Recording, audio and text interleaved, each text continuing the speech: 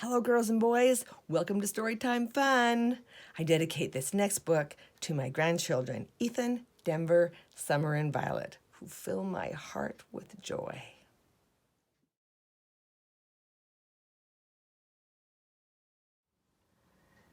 Today's story is from the Disney Winnie the Pooh 5-Minute Stories book. And today's story is called A Good Night's Sleep. It was springtime in the 100-acre wood. Winnie the Pooh and Piglet were taking a walk in the warm sunshine. Hooray! The cold winter is over, Piglet cheered. No more mittens and scarves, said Pooh. And no more cold noses and toes, added Piglet. And plenty of yummy honey, finished Pooh. Pooh and Piglet walked and walked until they reached their friend Rabbit's house. Rabbit was outside working in his garden. He looked very tired and a little grumpy. What's the matter, Rabbit? Piglet asked. Aren't you happy it's spring? Don't even say the word. I hate spring, Rabbit moaned. Pooh and Piglet were puzzled. So Rabbit explained.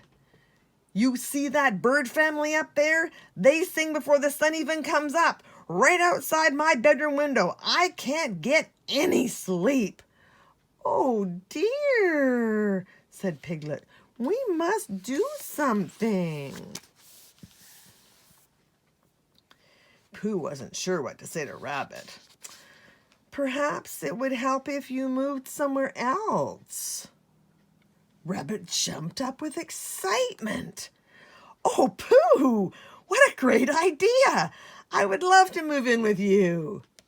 Unfortunately for Pooh, that wasn't what he had meant at all.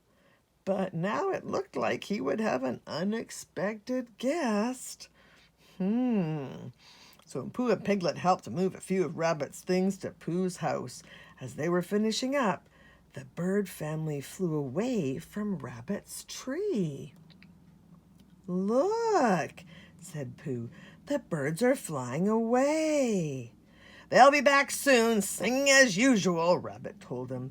They're just going out to get a bite to eat. Oh, said Pooh, a little disappointed. When the friends reached Pooh's home, they began unpacking. Rabbit, said Pooh, you sure have brought a lot of things. Suddenly there seemed to be very little room for Pooh. The next morning, Rabbit woke up early after a wonderful night of sleep. Rise and shine, he called, pulling back Pooh's covers.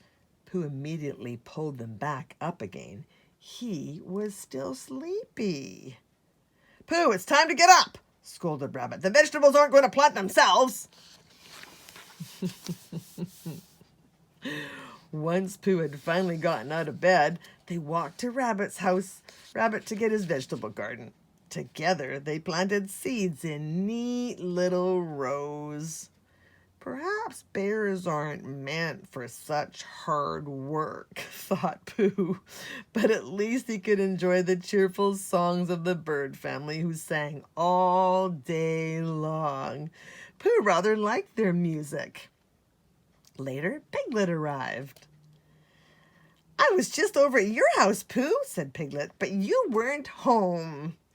No, I'm not home, Pooh said sadly. Pooh took Piglet aside. I'm rather tired because Rabbit woke me up, said Pooh, and I've got an awful rumbly in my tumbly. You see, I haven't had any honey. Pooh wished that he could have his little house all to himself again. Maybe Owl will know what to do, suggested Piglet. When Pooh and Piglet found Owl, he was too busy to help. I'm afraid I simply can't talk right now, Owl said. My favorite napping branch is waiting for me.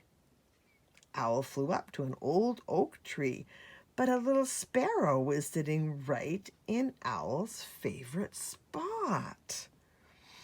It looks like my branch is already occupied, said Owl.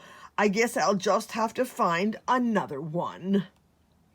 As Owl flew off, Pooh began to have an idea. He and Piglet hurried to Pooh's thoughtful spot to come up with a plan. We need the bird family to find a different branch to sing on, Pooh said. But how will we get them to move? Asked Piglet.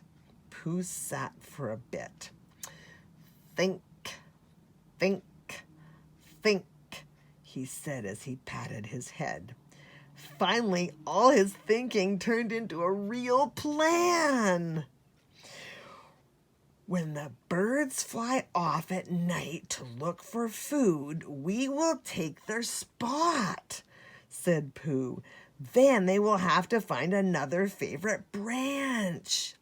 Just like Owl and the Sparrow, Piglet cheered. Pooh told Rabbit about their plan to move the bird family. Now Rabbit would be able to stay in his own home without worrying about the birds' morning songs. What a splendid idea, Rabbit said. I'm glad I thought of it. They moved all of Rabbit's things back into his house. That night, Pooh and Piglet waited by the tree until the birds flew off. When they did, the friends started to climb up to the bird's favorite branch. Rabbit offered to sit out there with them, but there was only room for two. At least take this blanket, Rabbit said, and thank you for your help, my dear friends.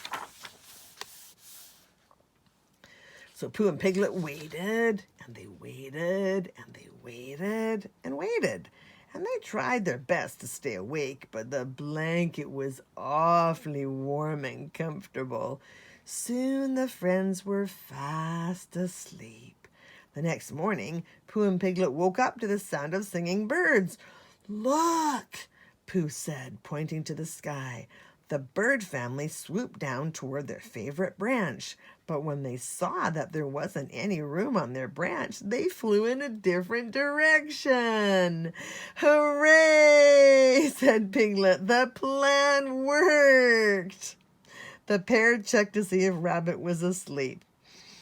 He won't be woken up by singing birds today, said Piglet. Pooh and Piglet walked toward their homes as the sun rose over the 100-acre wood. I'm sure the bird family has found another favorite branch by now, said Pooh. And Pooh was right. The birds had found a new branch right outside his window. It seemed he would have to get used to a few more unexpected guests. Luckily, Pooh didn't mind the bird's song. He thought it sounded a bit like a lullaby. Within minutes, Pooh was once again fast asleep. At last, Rabbit, Pooh, and the bird family were all happy with their homes. There's no place like home. That's it for today. See you next time.